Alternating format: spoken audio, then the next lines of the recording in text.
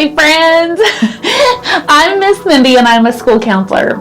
For those of you who don't know what a school counselor does, my role is to zoom into your classroom right there with you and give you skill sets on how to grow as a person, how to grow in your relationships, and mostly how to grow in your walk with God.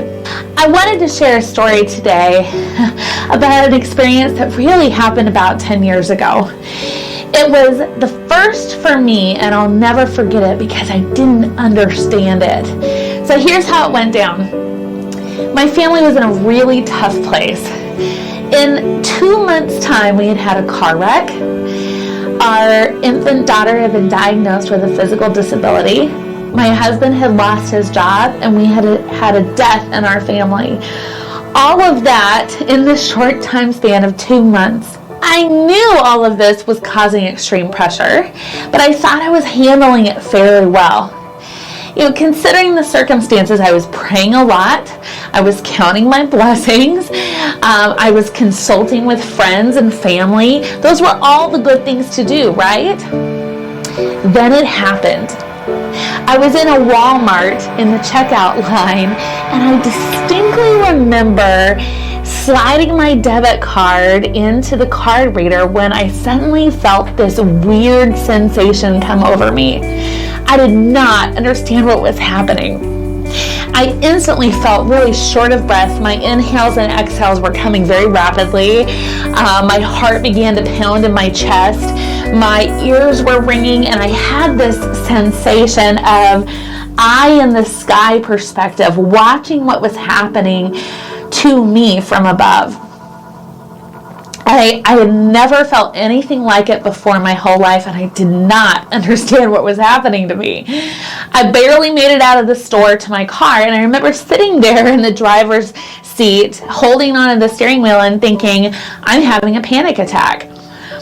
Or I'm having a heart attack. And I wondered, can I make it home in time before my heart stops? It's a 10-minute drive, but is it safe to even be driving? And then I thought, how is it that I'm having a heart attack at the age of 31? I was relatively healthy. I had good lifestyle habits, and I had just completed a half marathon the year before. So how was it then that this was happening to me? I did not understand. I arrived home, left the groceries melting in the car, and I immediately laid down on the couch and I told my husband, you have to call 911. I'm having a heart attack. And I can still hear his voice on the line with the 911 operator. I fully expected to, have an ambulance show up at my house any second. But instead, the voice on the other line shocked me because they said, no, there's no emergency. Your wife's not having a heart attack. She is simply having a panic attack. The words didn't make sense to me. I did not understand what was happening. And maybe you've been there too, right? Or maybe you know someone who battles anxiety. Maybe you've experienced a panic attack or been with someone as they're having it. The fact is, and check this statistic out, that nearly 1 in 3 of all teens, that's all adolescents in the age of 13 to 18, will experience an anxiety disorder, and that's according to the National Institute of Health. That means if you turn to your right, there in your classroom, look at that person. Now, there in your classroom, turn to the left and look at that person.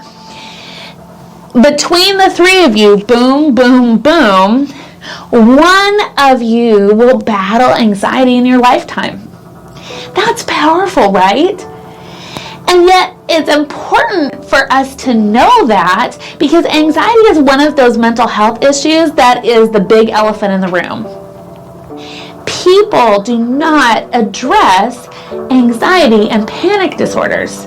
But that's going to change today because we're going to talk about it in a big way. We're going to talk about it openly, just as I was vulnerable to you about my own panic attack experience, because you are bigger than what is making you anxious. You are bigger than what is making you. So, what I'd like you to do right now is take some time to evaluate your own anxiety level. You have the opportunity to take a self-diagnostic questionnaire to measure the levels of your own stress and anxiety. This is a good time for your teacher there in your classroom to stop the video, to pause the video, and allow you about 5 minutes or so to access this assessment either on the QR code up in the corner or the link at the bottom. Ready? Go. Thanks for taking time to complete the anxiety assessment. Hopefully you gained insight into how you are impacted by feelings of anxiousness. Whether you scored low or high, it's important that you know how you are impacted, since we all have stress in our lives, right? And there's really two kinds of stress. There's eustress and there's distress. So good stress is called eustress and is positive, like stressors such as practicing for a sporting competition or holding a class office. Those are positive stressors. Distress is negative stress, like cramming for a final exam the night before or being put on the spot to do an all-school chapel talk. Those distress moments are those that can bring on anxiety and panic. And likely, your anxiety or phobias come to you naturally. Although there are many causes for anxiety, chances are that you inherited it from a family member or you've experienced some kind of childhood trauma that has brought on that anxiety. Whatever the reason behind your anxiety, it doesn't matter. What matters is that you deal with it, because you are bigger than what is making you anxious. You are bigger than what is making you anxious. So right there on your SEL, your study guide, I'd like you to fill in the blanks of scientifically proven ways that you can help yourself and or a friend cope with anxiety. Okay, ready to jot these down? Here we go. Number 1, there on your SEL, your study guide, is relaxation. Again, these are statistically and research-driven ways to reduce anxiety. So typically when we think of relaxation, we think of chilling out on the couch, right? However, when your body is reacting to stress, it is often very tense. Your blood pressure is elevated and your breathing is really short. Learning strategies on how to force your body to relax is a skill that requires practicing. So here are some ways. Make it a habit to practice deep breathing exercises. So that's inhaling, holding it, and exhaling.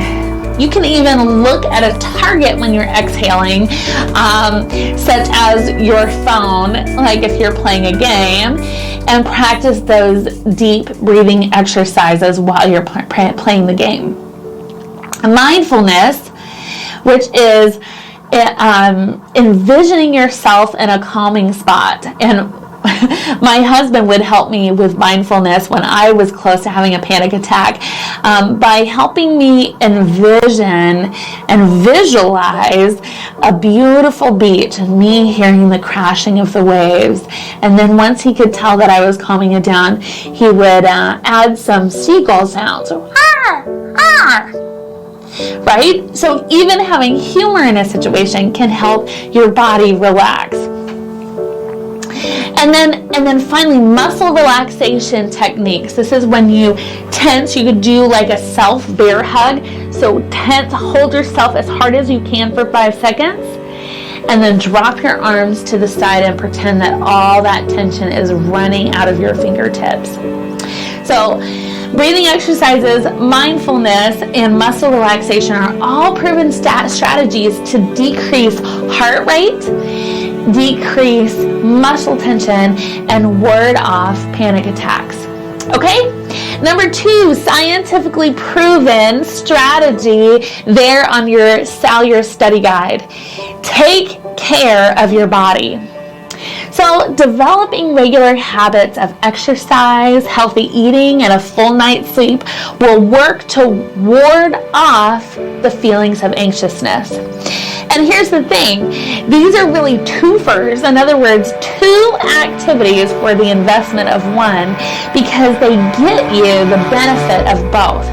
So you're ensuring that you're getting enough sleep, avoiding caffeine and sugar, that you're having an exercise program so that you are, here's one of the twofers, preventing anxiety from creeping in.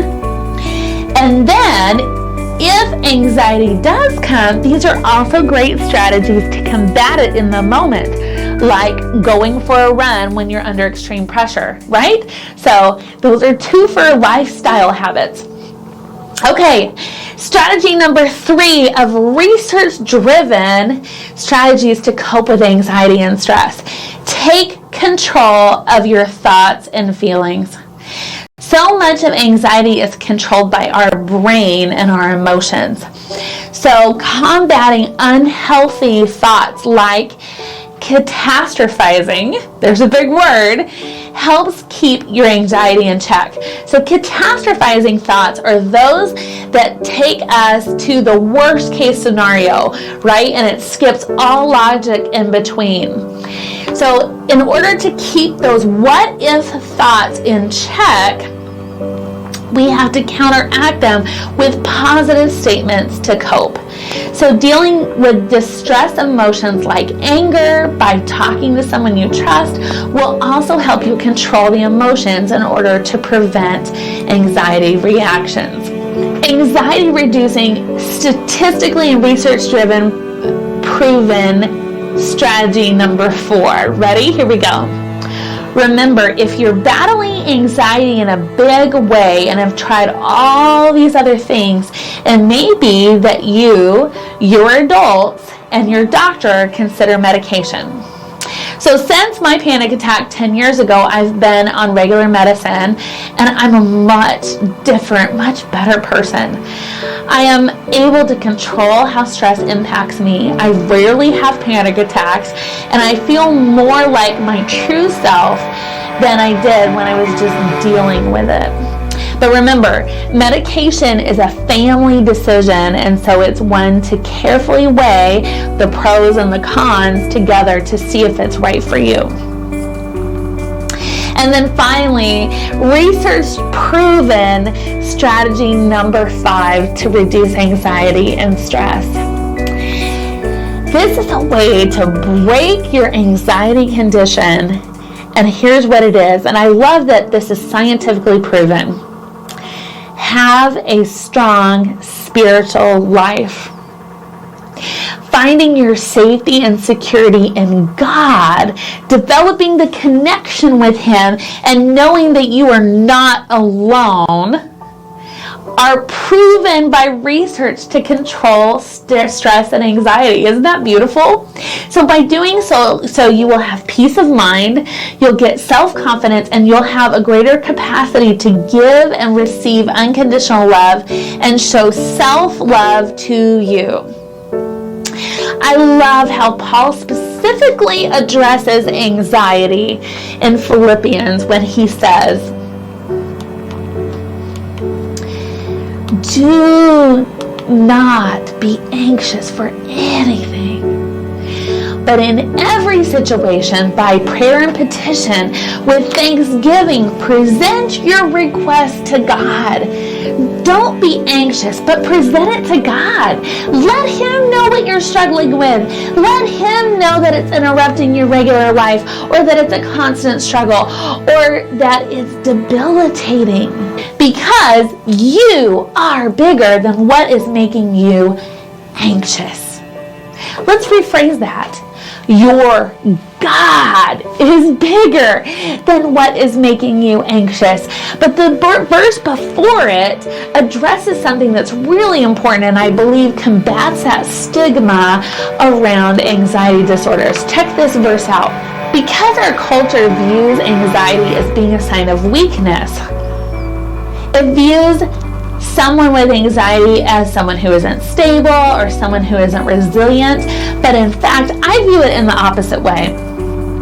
I think of anxiety and panic attacks as a sign that a person has been strong for too long. And yet underneath that stress, there is this beautiful sincerity and vulnerability of that person that says, I am not willing to give up. You don't want to have a tough skin and be callous and guarded. You are willing to keep feeling even though it hurts. I applaud that because it's a very brave thing to do. And here's what Paul says. He describes it by saying, rejoice in the Lord always. We know that song, right? Rejoice in the Lord always. And again, I say rejoice. So rejoice in the Lord always, even when you're having a panic attack, even when you're hyperventilating, even when you can't go to class because it's going to trigger you. Rejoice in the Lord always. I will say it again. Rejoice. Let your gentleness, that means let your tenderheartedness, let how you wear your heart on your sleeve, let your I won't be callous or jaded or guarded, let your gentleness be evident to all. The Lord is near. Let that gentleness be evident to everyone around you because God will come near to you.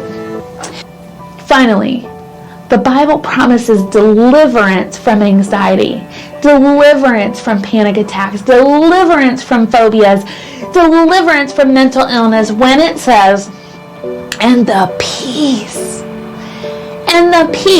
which transcends all understanding, will guard your hearts and your minds in Christ Jesus.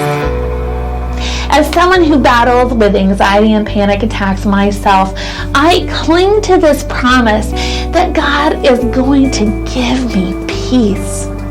Peace in my breathing, in my heart rate, in my racing thoughts.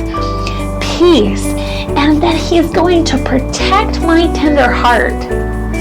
Protect your heart and your mind. He's going to protect my tender brain from mental illness.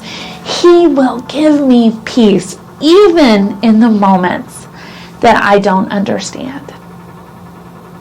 That's all for today's Miss Mindy Minutes. Until next time, bye-bye.